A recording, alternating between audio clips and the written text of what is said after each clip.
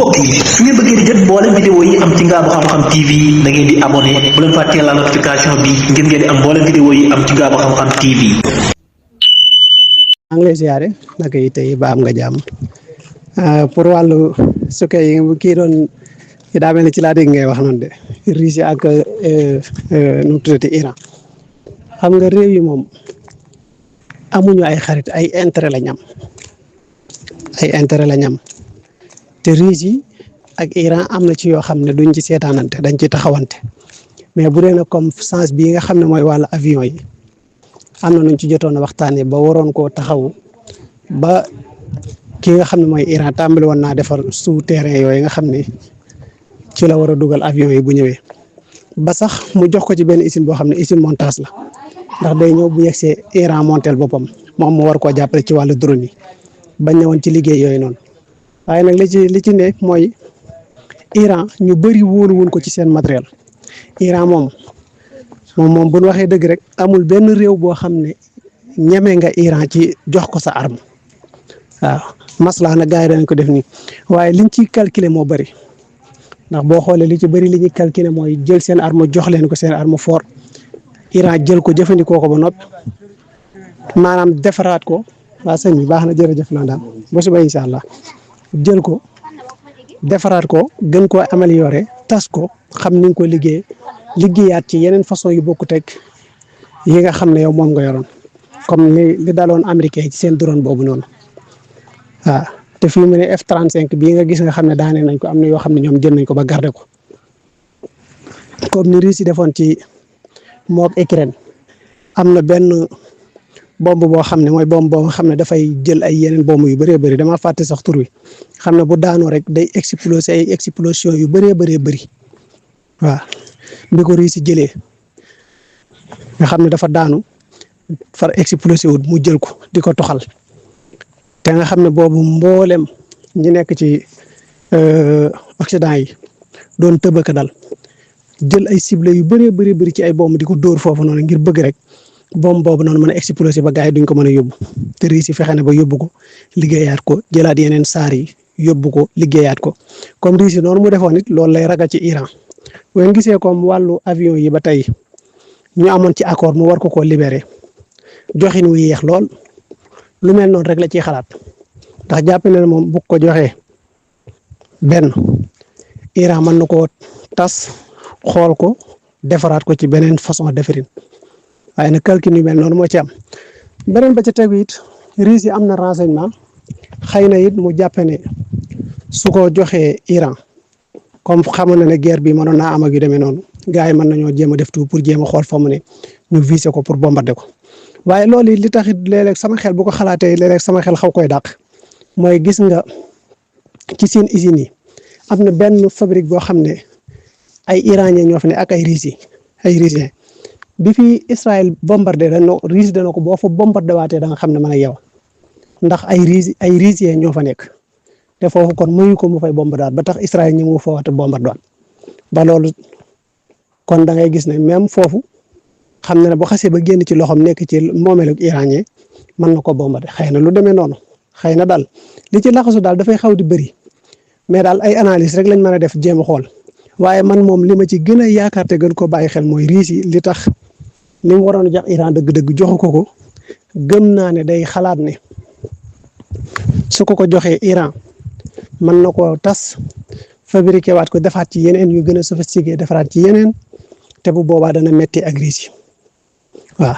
ndax bari na matériel boo xam ne Iran da koo jëndoon tas ko liggéeyaat ko defaraat lu gën a sophistiqué ba ci wàllu missile yi nii am na ci yoo xam ne da koo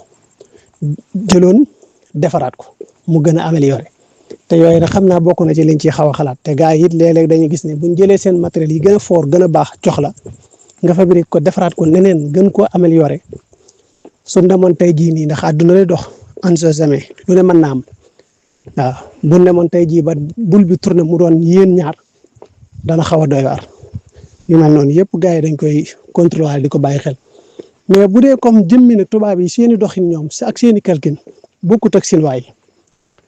yi leen dong moo leen manqué muy buñ gëmoon yàlla ko yonentam ñooy raw ci àdduna bi ci lépp dañuy gañ a fii gañ a fële ndax ñoom ay ngëm-ngëm moo nekk ci ñoom te Chinois yi xamuñ wor comme ñii ngay gis ñenn ñi di wor nii ñoom newuñ ci yooyu waaw ñoom buñ waxee yow ba tënk li nga bëgg lañ lay defal foofu nag lañ wuteeg tubaab yi nag wax dëgg yàlla am na jikko yi ne ci ñoom mais beneen ba ci tegu Russiens yi tamit am na ci Russiens yoo xam ne ñoom it ñu am ngëm-ngëm lañ du ñëpp nag mais am na ci ñoo xam ne ñu am ngëm-ngëm lañ ci seen wàllu ngëm-ngëm ci seen diine yooyu noonu waaw muy orthodoxe boobu ñu nekk ñu ci am ngëm-ngëm lañ am na ci ñoo xam ne ñoom gëmun ay affaire wor ak yooyu ñoom dañuy gëm affaire u jantal waaw jantal te yooyu yëpp ay mbir la yoo xam ne yu bëree bëri yu jël xasu la mais daal Russie moom li tax ba tey jii nii li mu waroon a jox Iran joxu ko am na lu luus daal lu ne ci suuf waaw am na lees waxut waaye nag ba tey gis naa ne daal affaire salu si dana ci am ci ne kii bu ma ko joxee lii est-ce que ëllëg nangam man loolu laa ci jàpp waaye it Russie it xam na ne soxlaal na Iran lu bëree bëree bëri te Iran taxawu na ko ci fu bëree bëree bëri ba am na matériel yoo xam ne sax ñoom ñoo àndandoo di ko liggéey ci wàllu missile am na yoo xam ne ñooy àndandoo di ko liggéey te li ma ci yéemin mooy Russie it am na matériel am boo xam ne nangu ko woon a jox kenn te jox na ko Iran Israël soxla na ko laaj ko mu bañ Amérique laaj na ko mu bañ réew yu bëri laaj nañ ko mu bañ na du leen ko jox te bi ko Iran soxlaa jël na ko jox ko loolu it xam nga boo xoolaatee foofu it xool leen ne day xaw a doy waar daal waaw muy seen anti boobu muy seen radar boobu laa bëgg wax mooy radar bi nga xam ne lu ko jege 5000 kilomètres juróomi junni kilomètres lu ko jege mu mën laa détecté waaw radar boobu noonu Russie ñu bëri soxla nañ ko ci moom ba ci Inde sax laaj na ko mu bañ te bi ko Iran laajee jox na ko lu tax nag jëmmi avion yi moom nangu ko jox man loolu moom wax dëgg yàlla yéem na ma daal xam naa ne daal am na daal lu ne ci biir loo xam ne ñoom nag mën nañoo bañ a réeroo ci seen biir waaye loolu daal yéem na ma mais am na ci yeneen renseignement yoo xam ne it Russie moom fu mu toll mi ngi koy jox kii nga xam ne mooy Iran ci wàllu renseignement généraux bëri na ci moom loo xam ne Russie moo ko ciy dimbale ba ci am na satellite yoo xam ne it Russie daf koo jagleel Iran spécial pour ñuy tiim mboolem fi nga xam ne ci lan noonu mboolem foo xam ne rek jege na te gën a dansé doon barabi stratégie yi nga xam ne ci la gën a garaaw pour ñu mën fee jaar pour attaquer yooyu yëpp kii moom di Iran Russie tegal na ko fa ay satellite boole moom satellite yi boppam yi nga xam ne moom am na ko moom Iran waaw boole ko 19 satellite am yi nga xam ne moom am na ko waaw. Trump nee na bépp mbir boo xam ne dañ koo waajaloon ngir def ko ci kaw Iran daal bàyyi nañ ko mboolem rek loo xam ni da nga ko doon waajal Iran mu ngi leen ko bàyyi léegi. donc Palestine waaye lu tax mu naan lim mboolem lu mu waajaloon bàyyi nañ ko xam na ko Iran fii mu ne nii dafa jël beneen stratégie yàlla seere na bis buñ ko tegoon ay daan Iran day tëj baabu man def Iran da koy tëj laa ilaaha illallah Hormuz laa bëgg a wax Hormuz boobu wallahi Iran da koy tëj xam na li xew fii mu ne Iran dafa yoraat beneen stratégie Iran jamono bii nii ku waxu si mu xosi la lay taxawee jamono bii nii dafa dem ba xam ne gars yi maanaam gatsa la ñuy doxee waaw fun ko xusi mu xusi leen buñ ko xuree mu xuri leen buñ ko màttee mu màtt leen buñ ko gajjee mu gajj leen waa ji xam na li tax muy wax loolu de te beneen ba ca tegu it BRICS yi lancement boobu ñu wax ci seen monnaie bi ak préparation boobu ñu def te jot a gis ne fii mu ne Iran jëflante na ak Chine mu jox ko 40 avions trop day ciy tappale la ne ñii non Amérique dañuy tappale wallahi ñii ciy tappale lañ ne. sama tooma maa ngi lay siyaar la jox sa wàccuwaay Iran kay fu ne nii kay bañu si dara fu ne nii bañu si dara fu ne nii dañoo taxaw de dara la ci bañut moo tax fu ne nii day xool fu ne nii bañu si dara Iran daa yéex a def léegi gis nga attaque bi ko Israël attaque yéex na ko attaque xam nga Israël xam nga doomu aadama day def dara yaakaar na li mu def nii moo gën a fekk na li mu def nii mooy lu bon nit day def dara wallahi asim bu yëgoon danaan doomu ko attaqué fu ne Israël xamul de. waaw Baye Serigne xam nga nag maanaam boo bëggee dégg-dëgg maanaam li nga daan jëndee fukk nga di ko jëndee ñaar fukk lépp yokk noonu te salaire yokkuwut loolu économie baaxut c'est parce que li tax nga yokk li tax économie bi li tax mu demee noonu économie bee sonn moo tax économie moo dem mun satisfaire dëkk bi moo tax ngay yokk li nga xam ne moom la nit ñi jëfandikoo waaw loolu dong lay doon loolu dong la mën a signifier de mënut a signifier leneen kon cela veut dire que économie bi sonn na ba tax nga jël coono bi teg ko ci kaw askan wi kon kay économie bi mu naan baax na baaxut. Samba fii lépp a yokku dollar bi tamit daa daanu dollar bi ba fi John Biden da ko fi bàyyi woon dollar bi $1 600 la woon ba 630 ak yooyu ba 650 wante ma kujj ba mu fi ñëwee dollar bi moo ngi ci 550 lépp a seer ba mu fi ñëwee fii ba mu ñëwee ba tey defu fi dara la fi defut lu xam nga lan la fi def di xuloo ko xeex ak immigré loolu lay politique yi loolu dong lay politique si suba nee naa adduna bi yëpp président yi ñi ngi wuti arme di wuti collaboration di wuti lépp moom xam nga la lay wuti di defar ay prison pour ay immigré yoo xam ne nii ay lekk ak naan dong moo leen fi indi ak defar seen adduna kii moo gën a yées ñëpp kii malakal moo tax damaa xamul lan lay xaar. barke yàlla su doon maa Iran yàlla xam na loolu lay def billaay buñ ma tegee daan ma tëj Hormuz wóor na yàlla tëj ko ràpp ñëpp bokk ci yam économie ñëpp bokk daanu waaw bu ko defee économie ñëpp bokk daanu ko defee mu waxtaan ak Russie ko defee Russie di ko compal lu am solo nga Russie moom loolu moom asaka ji rek bu ko yenee maanaam Iran du waxati dara bakkan lay waxee bakkan ndax ni Malick waxee ne maanaam affaire boobaa noonu lay tëbee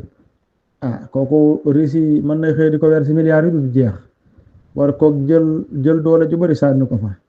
def ko une semaine rek nga xam ne naar yi une semaine waxee naar duñ jaay guuxu pétrole duñ ko jaay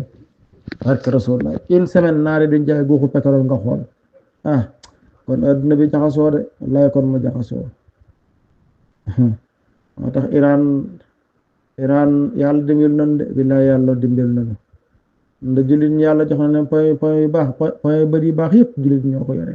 xam nga Égypte bu fekkoon ne ay jullit la tey jii xam nga yàlla jéego Abdou Fattah Sisi bu fekkoon tey jii ab jullit la xam nga ne nii Yemen mel mu mel ni nii Iran mel mu mel ni kon fi mu ne nii lépp luñ bëgg ci àdduna bi daanaka buñ ca bokkee ànd ak daanaka yahood yi dañ leen ciy fekk si ak tubaab yi dañ leen ciy fekk si dañ ci du sañ a bañ parce que amuñu pexe yàlla joxu leen barab yu baax yi jullit la ko jox waaye dégg di am classe Abdou Fattah Sisi gi dañuy jullit ñoom dama jégg waaye benn am yow sax leen gën duñ ñu si dara xam nga bàyyi sëriñ am réew pour mu développer wala pour économie bu baax il faut mu am li ñuy wax d'abord première chose bi nga xam ne moo ëpp solo mooy stabilité da nga koy xool ci Sénégal bi fi Macky Sall nekkee teg ñu firnde ju jeex man damay war a xëyi Colobane du ma mën a xëy ji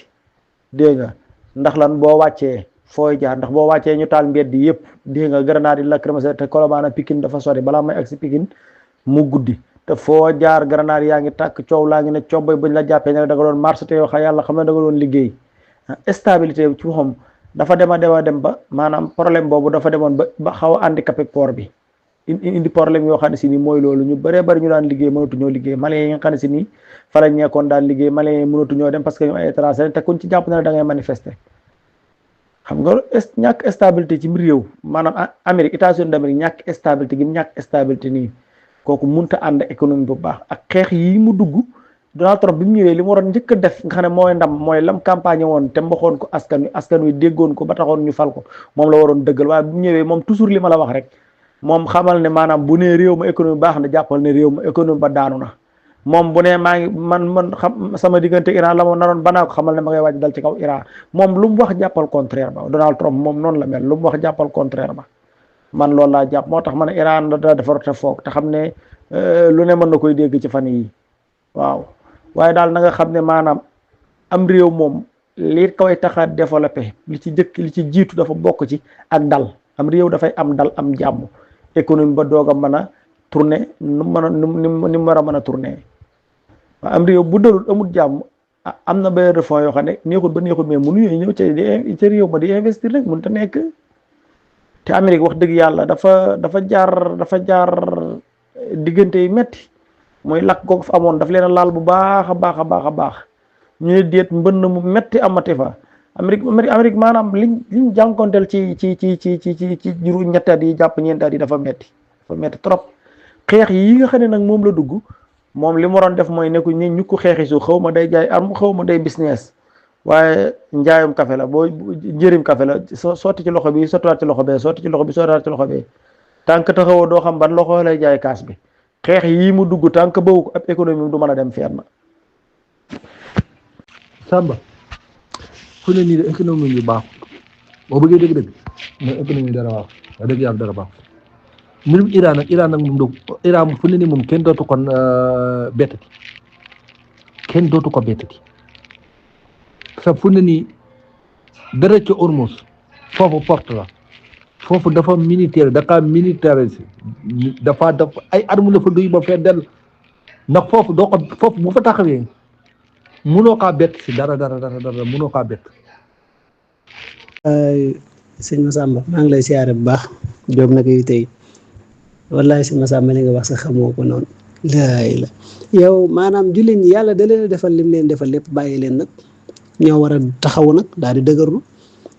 yow foofu noonu Hormuz wow foofu kay bu koy Iran tëjoon moom maanaam économie àdduna bi day daal di jékki-jékki nag ngalañ gafañ lay def gafañ te boobaa moom Russie moom dama naan fecc benn tànk waaye ñaari tànk lay fecc bu boobaa waaw wala sax bu fecc benn tànk laa bëgg a wax fecc benn tànk lay def waaw ndax day xam ne moom fii mu ne moom ndax pétrole am bokk na pétrole yi gën a baax ci àdduna bi te amul ay comme ni gars yi def ni jaare ko ci yenn raffinerie yi pour mën koo seggaat defaraat nangam sangam moom pétrole dafa set te Amérique mboolem pétrole mi gis nga faaw nga jaare ko ci raffinerie yi seggaat ko defaraat ko amélioré ko doog ko mën a jëfandikoo waaw te moom pétrole am bépp foofu lay jugee côté boobu lay jaar jugee Koweït Iraq alhamdulilah Koweït Iraq ak Émirats googu noonu waaw Émirats moom daanaka ay yahut a fa ne moom Émirats moom dëkkub yahut la moom ña fa ne am ay yahut lañ moom waaye mbir yi dafa doy waar te fii mu ne nii loolu nga wax rek moo ci nekk de xam nga ne Hormuz ci jullit ñi la ne woon boo gisee plan bi ñuy songu kii Iran ñoom li ñuy wax naan pour wàllu nucléaire bi loolu dëgg la ci la mais li leen gënoon a tax jóg mooy daane régime bi ndax ñoom préparé woon na nit ñi xaaja réew mi ñett ba noppi te foofu noonu fii nga xam ne mooy Hormuz ñoom niñ programme woon gis nga mu génn complètement ci loxo Iran bu boobaa amatul benn menace loolu nag yàlla da koo gàntal moo tax gis nga jamono ci ginnaaw lañ fa jëli ci ay drone yoo xam ne maanaam gars yi préparé woon nañ foofu noonu moo tax Iran non yàlla dimbali na leen wallahi Iran cong mii nii dëgg la metti na rey nañ seen i kilifa de waaye day ñoom danañ ci santaat yàlla bu baax ndax dafa bëri lu mu feeñal te jamono bii nii ci la ñu bëri nag tàmbali di gën a xam capacité Iran waaw ci wàllu renseignement ak ci te gars yi doon kii ci bëri jàpp na leen di tax France fan yii nii muy tëb di daal ñaari doom yooyu ñu jàpp xam na ne ay espionnage lañ te jàpp nañ leen te xam na ne da leen di rey moo tax muy jéem a wutu lay ak di jéem a wut fu mu kii ndax xam na ne ñooñu li ñu xam dafa bëri te buñ leen reyee mooy ñoom perte nañ lu bëree bëri looloo tax rek mu nekk fii di teel ka tëb ka dal de loolu kese la du leneen beneen ba si tegu it fii mu ne nii te yow boo xoolee point stratégie yi nekk ci commerce àdduna bi yëpp yàlla suñu borom ci loxo jullit ñi la ko teg ni ma la mën a misaal mooy xooleel benn Hormuz ci loxo jullit ñi la nekk Babul Mandab ca Yaman ci loxo jullit ñi la nekk canal de Suez ci loxo jullit ñi la nekk muy fi nga xam ne mooy Égypte tey jii boo xoolee ba ci stratégie boo xoolee ci wàllu golfe bi de nu ma dégg maa golfe boo xoolee tey jii ci beneen stratégie bi nga xam ne bokk na ci gën a dox ci àdduna bi mooy Sénégal gii sun port bii ngay seen catul boobu bakkanub Dakar googu ngay seen foofu la fa suñ borom lëm ci ay secret yéeme na waaw yéeme na lool te foofu noonu it gis nga ko waaw bi ko juróomeel nag la bàyyi ci loxo bi ko juróomeel ak bi ko juróom benneel ñaari la bàyyi ci loxo yéefar yi waaw muy fi nga xam ne moo nekk ci Russie muy mer Rouge boobu noonu waaw diggante fan la sax diggante Russie ak Ukraine mooy seen foofu noonu géej boobu noonu it bokk na ci te foofu it gis nga mooy loolu beneen ba ca tegu it fële waaye man lu may bëgg a dal waay mooy feewaay Florida moom tamit ci loxo yéefar yi la nekk waaw bu dee canal Panama it ci loxo yéefari moom ñoom it moo ne yàlla may na leen 3 stratégies yi ci des yëpp nag juróom yi ëpp solo yëpp dama naan ñeent yi nga xam ne moom moo tee dëgg économie àdduna bi ci loxo jullit ñi la mais yeneen ñett yi nag yàlla da koo bàyyee ñoom te yooyu noonu moom doonu barab yi stratégie à 100% waaw mais nag doy na waar daal.